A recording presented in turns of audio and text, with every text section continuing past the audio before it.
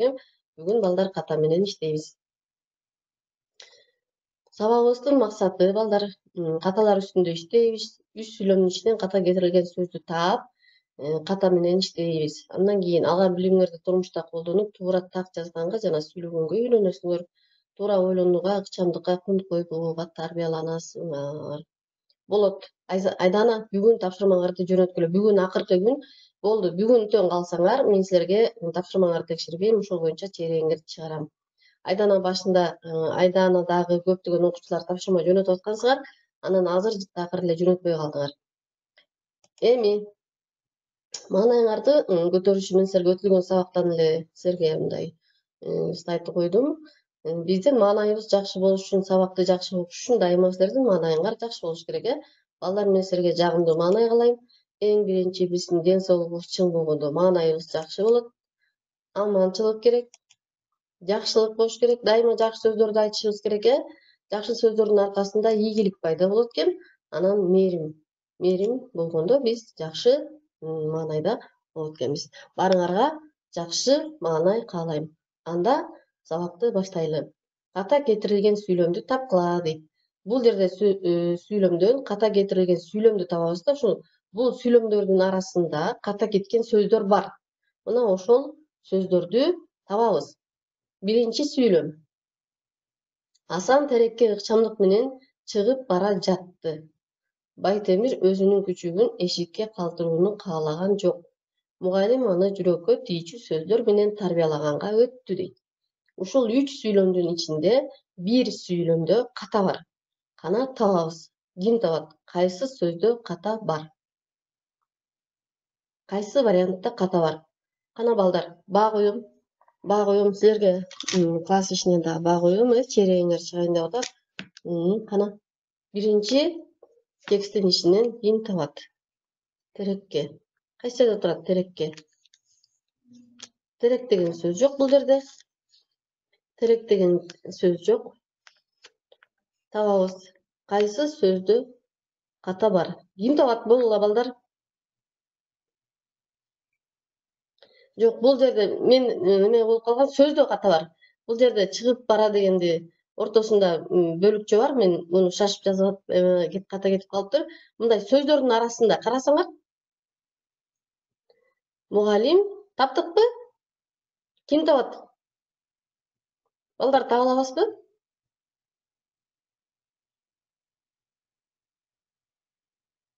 Таба албасак, анда биринчи слайдтан өтө берели. Анель. Эмне үчүн жүрөккө деп айттым? Эмне болгон ката бул? Анель азаматсың. Мисалы, Анель. Эмне себептен жүрөккө деген сөздө ката бар деп ойлойсуң? Туура, жүрөккө. Эки болуш керек. Азаматсың. Анель, сен бирөөнү тапкандыгың үчүн сага 5. Экинчи слайдты карайлы. Алтынай, сен сөзсүз окушуң керек. Билдиңби? Кулубек, ээн талаада көзсүз калсаң да мени таап келерсиң. Мени сезбей калат деди окшойт. Тузсуз тамакты алып келиптир.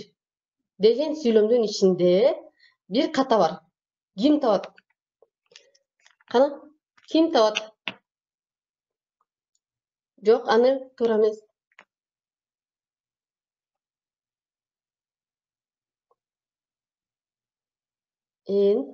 Жок. Ээн деген боштук деген сөз. Ката бул эмне жазат? Ката деген айганыш туура таптың. Айганыш туура тапты. Ооба, айганыш бул жерде көзсүз болуш керек. Алымбек туура айтасың. Ошибка, ката деген ошибка. Алымбек таппай атпайсың. Бул жерде талаада, көзсүз дегенде 2 с болуп калган. Бул жерде эмне экен? 1 з, 1 с болуш керек. Азаматсыңар. Анда кийинки слайдка өтөбүз. Анын улуту араб болгондуктан мен аны жакшы инсан деп ойлодум. Биздин айылыбыздын төмөн жагында илгери клуб боло турган. Анда биздин аталарыбыз завод эмне экенин биле элек кези. Деген сөздө Алымбек,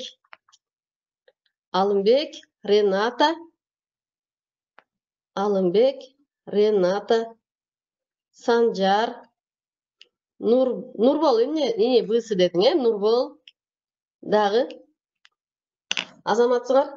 Нурбол, Айдана. Айдана туура таптың. Айдана, София азаматсың.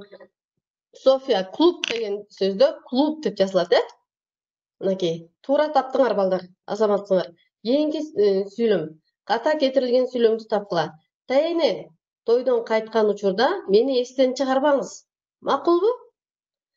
Ага эмне? Кепчиң киет да чуркап кетет. Мени эч жүрөгү оорубайт дейт окшойт сыягы. Анын сөзү мага оор тиет. Мен силерге кечээ жат жазуу жаздырып атканда ушул сөздү жаздыргам. Кана ким табат экен? Кечээки жат жазуу кимдин эсинде калса ошол табат. Кана балдар. Эмне себептен биринчи Нурбол? Биринчи эмес. Биринчи. Жаңы эле кимчи чыкты? Кайра чыкчы. Алымбек туура айттым. Алымбек 2+ алдым. Санжар. Алымбек биринчи сен жаздың ғой? Анда азаматсың. Алымбек, туура. Алымбекке азаматсыңар, балдар. Мынакей. Ооба, София туура жаздың. София азаматсың, 2 жолу туура жаздың. Киет деген сөздө киет ый келиш керек болчу, киет дегенде Алымбек биринчи тапты, киет дегенде ый тыбышы түшүп калган. Силер бул жерде башка түшүнбөгөн сөздөр жок окшойт, Мынакей бул жерде көчөккө өтүлгөн жат жазуунун суроолору бар экен. Мезгил өтүп, эми ал чоңоюп келе жатты. Түн ичинде кыз жигиттер төдүү оюн ойночубуз. Анын коюу сакалынын арасына мөлт-мөлт жаштары куюлуп жатты. Деген сүйлөмдө ката кетирилген сөздү табабыз. Балдар. Ката кетирилген сөздү табабыз.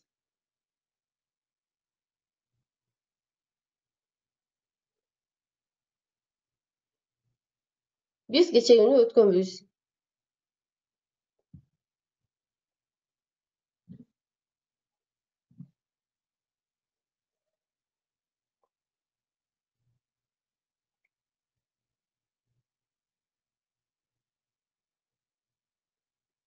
Жок, коюу деген сөз жок. Коюу деген туура эле жазылып турат. Коюу деген көптөгөн маанини билдирет, Коюу сакалынын арасына мөлт жаштары куюлуп жатты деген сүйлөмдө ката жок. Мен силерге варианттарды берейин. Ойлонгула. Мен силерге көчөгөнү айткам. Алымбек, эмне болгон ф экен? Ф деген сөз жок. Алымбек деп атасың, Кана кайсы сөз? Кана Алымбек, кайсы сөз туура?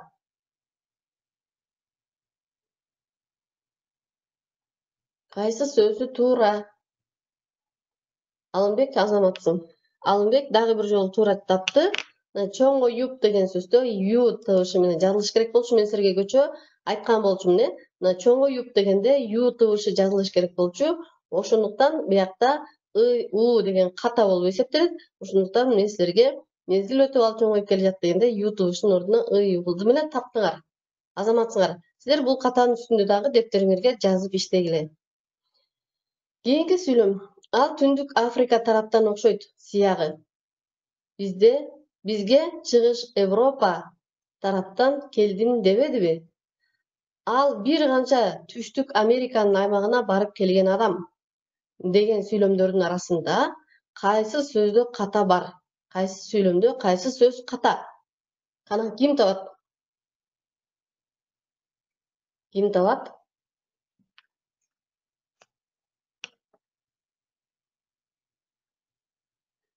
Бул баштамгалардын жазылышы боюнча жер аттары баштамга менен жазылат, Алымбек Б варианты деп атасың. Эмне себептен? Кайсы сөздө ката бар? Кана кайсы сөздү ката деп ойлойсуң? Балдар, энчилүү аттар жазылганда дебедиби? Жок. Дебедиби дегенден кийин дагы сөз бар дегенди билдирет. Аны эле эмне үчүн чыгыш деген сөздү белгилеп атасың? Чыгыш деген эмне сөз? Эмне себептен чыгышты белгилеп атасың? Энчилүү аттар кандай жазылат, балдар?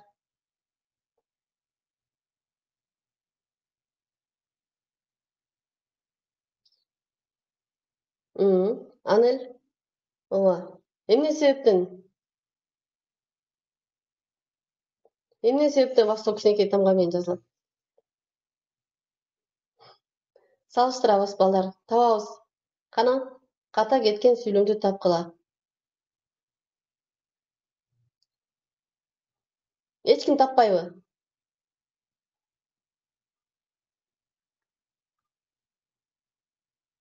Анель туура. Энчилүү аттар баштамга менен жазылыш керек. Таппайсыңбы эми? Таба албай атасың. Ким табат? Келдим деген ал. Эми келдим деген ал жөнөкөй эле сөз да. Туурабы, баяндоочу? Этиш сөз. Дебедиби деген дагы бул кичинекей эле тамга менен жазылат. Энчилүү аттарды карагыла. Энчилүү аттар. Таптыңарбы балдар? Табасыңарбы? Жок. Нурбол сыягы деген сөз энчилүү ат эмес. Мен силерге энчилүү аттар жөнүндө деп атам. Айзада туура айтып атасың. Айзада. Айзада, каякта жүрсүң Айзада? Айзада туура айтты. Айзада. Айзада тапты. Дагы ким табат? Айзада туура тапты. Балдар, бизде энчилүү аттар баштамга менен жазылат, Чыгыштагы баштамга менен жазылат. Мына бизге чыгыш Европа тараптан келдим дебедиби дегенде чыгыштагы баштамга менен жазылып атпайбы, Ошол сыяктуу эле ал Түндүк Африка тараптан окшойт сыягы дегенде балдар, Түндүк Африка деген баштамга менен жазылат да, Алымбек. Түндүк Африка деген баштамга менен жазылат. Себеби Түштүк Америкадагы баштамга, Чыгыш Европада баштамга, ал эми Түндүк Африка кичинекей тамга менен жазылып калган Нургул. Ошондуктан Түндүк Африка деген дайыма баштамга менен жазылат. Мындан кийин эсиңерде болсун, баардык энчилүү аттардын баардыгы тең баштамга менен жазылат. Мен аны Африка тараптан бул уже мен аны Африка тараптан окшойт сыягы. Менин досумдун аялы лондондук болот кызыгы. Соодада кара суулук соодагерлерге тең келүү татаал иш деген сүйлөмдө катаны тапкыла.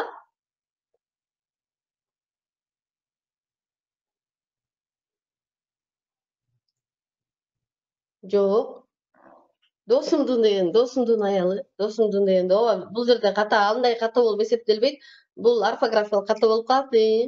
Бул жерде дагы эле энчилүү аттарга басым жасайлы балдар. Африка баштамга менен жазылып турат, Кара суулук деген кичинекей тамга менен жазылып турат. Анан Лондондук деген сөздөр бул жерде баштамга менен жазылып калыптыр да. Мисалы, жердин аттары өз алдынча турганда, баштамга менен жазылат экен. Эгерде кара суулук дегенде лык мүчөсү уланып турганда, алар кичинекей тамгага айланып калат экен да. Кичинекей тамга менен жазылат экен. Балдар, кара суу деген эгер лык мүчөсү уланса, кичинекей тамга менен жазылып турат. Дагы ошондой сөз барбы бул тексттин ичинде, сүйлөмдүн ичинде? Барбы? Кана ким табат? Лык мүчөсү уланганда энчилүү аттар, мисалы Кыргызстан десек, Азамат туура айттың. Лондондук дегенде бул жерде кичинекей тамга менен жазылыш керек болчу. Бул жерде баштамга менен жазылып калган үчүн Анель туура айтты. Биринчи Анель туура айтты. Анан Алымбек сен айттың, Андан кийин мен анын саясий курмандыгы болуп калдым.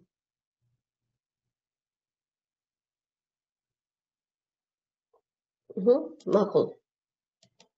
Балдар, эми бышыктооч боюнча суроолорду карайлы. Алымбек, бышыктооч боюнча суроолорду карайлы. Биз сүйлөм мүчөлөрү боюнча кайталайлы. Биз бүгүн акыркы сабак болгондуктан кайталайлы. Биринчи сүйлөмдө бышыктооч деген сүйлөм мүчөлөрү кандай болот? Экиге бөлүнөт. Сүйлөм мүчөлөрү баш жана жана баяндооч деген баш мүчөлөр. Ооба, баш мүчөлөрдү айтты. Туура, баш мүчөлөрү экиге бөлүнөт, жана баяндооч. Айкындооч мүчөлөрдү айткылачы эми, Азаматсыңар. Нурбол, жакшы катышып атасың. Жана баяндооч айтылды. Азаматсың. Ким айтты жаңы эле? Айкындооч мүчөлөрдү ким айтты? Алымбек айтты, Азаматсың Алымбек. Толуктоочтун эрежесин айткыла. Толуктоочтун эрежеси. Нурбол. Толуктоочтун эрежеси. Толуктоочтун эрежеси Толуктоштун эрежеси кандай эле балдар? Толуктоштор эмне кылат? Кайсы жөндөмөлөрдө турат? Толукточ кыймыл аракеттин эмнесин билдирет?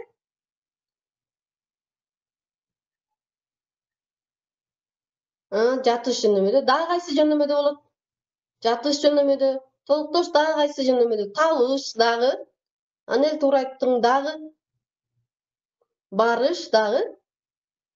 Табыш дагы. Табышты айттык Санжар. Дагы бир жөндөмө. Толуктоштор 4 азаматсың Айзада. Чыгыш жөндөмөдө болот экен. Толуктоштор 4 жөндөмөдө болот экен. Барыш, жатыш, табыш, чыгыш жөндөмөсүндө болот экен. Тике толукточ кайсы жөндөмөдө турат? Азамат тике толукточ табыш жөндөмөсүндө турат экен, балдар. Эми Алымбек туура айттың, табыш жөндөмөдө турат экен. Балдар, эми мен силерге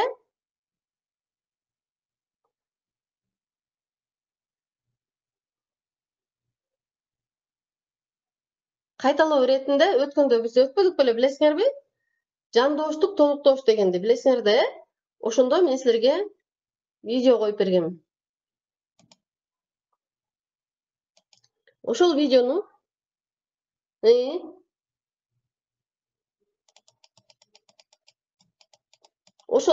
кайталайлы, балдар. Биз бир сыйра мына жандоштук, толуктошторду бир сыйра кайталап, булар эсиңердеби, балдар, силердин?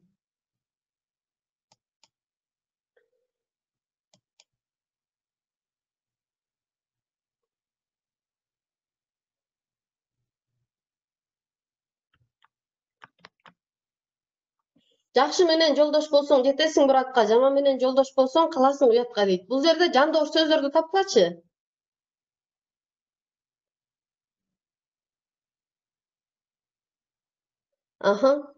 Макул, Айдананы белгилеп коем, келди деп, катышсын дагы.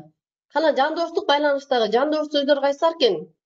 Кана жандош сөздөрдү табабыз. Досканы карагыла дагы жандоштук байланыштагы толуктошторду табабыз. Менен деген сөз, жакшы менен, ким менен, эмне менен деген суроого жооп берсе, ал эмне болот экен? Жандоштук толуктош болуп эсептелет экен,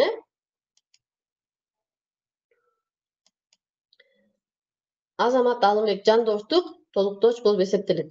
Жакшы менен достошсоң алдыңдан чыгат кучактап, жаман менен достошсоң артыңдан жүрөт ушактап дейт. Бул жерде дагы жандош сөздөр кайсы экен?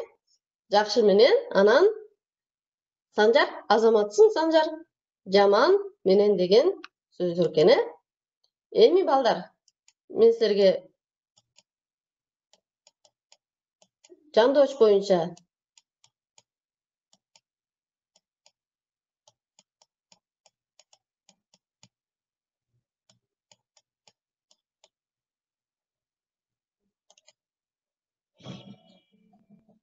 толуктоштор боюнча кайталагандагы мен силерге коюп берген видеону дагы бир жолу эсиңерде калыш үчүн кайталатып коеюн. Толуктоштор эмес, бул синонимдер болуп калды. Мен силерге толуктоштор боюнча кайталатайын дедим эле. Балдар, силерде кандай суроолор бар? Силерде суроо барбы? Мага суроо барбы? Кандай окудуңар? Ушул чейрек ушу менен чыгат, балдар. Эми силер ушул чейректе түшүнбөгөн суроолоруңар барбы? Сабактарда кандай түшүндүңөр? Тике толуктош, кыйыр толуктош, түзүлүшү боюнча толуктоштор канчага бөлүнөт экен? Ошол боюнча түшүнбөгөн сурооңор барбы? Биз эми адабияттан дагы биз ушундай кылып иштейбиз, балдар. Түшүнүп атасыңарбы? Адабияттан дагы иштейбиз. Анан адабияттан дагы даярдангыла. Анан мен адабияттан бүгүн силерге тапшырма берем, Я класстан. Анан бааларыңарды ошондо коем.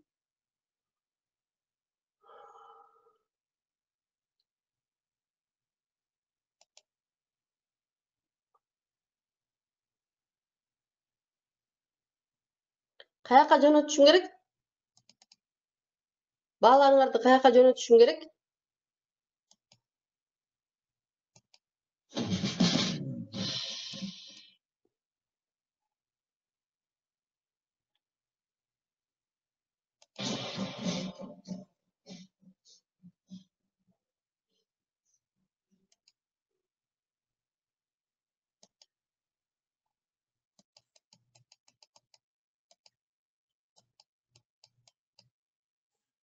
Балдар, силер менен мен толуктоошту кайталагым келип атат. Толуктоошту.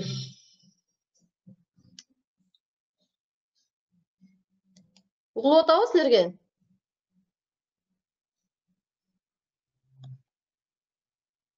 Угулуп атабы? Алымбек? Жакшы анда. Угулуп атса кое берейин, Толуктоштор боюнча кайталоо ушул чейрек менен толуктошторго кайра кайрылбайбыз балдар. Болду, ушул толуктошту биз ушул менен жыйынтыктайбыз. Силер ошондуктан толуктошторду билип аягына чейин кайталап билип алышыңар керек. Ошондуктан кайталоо иретинде бүгүн кайталоо сабагы болгондуктан силерге мен угулуп атабы?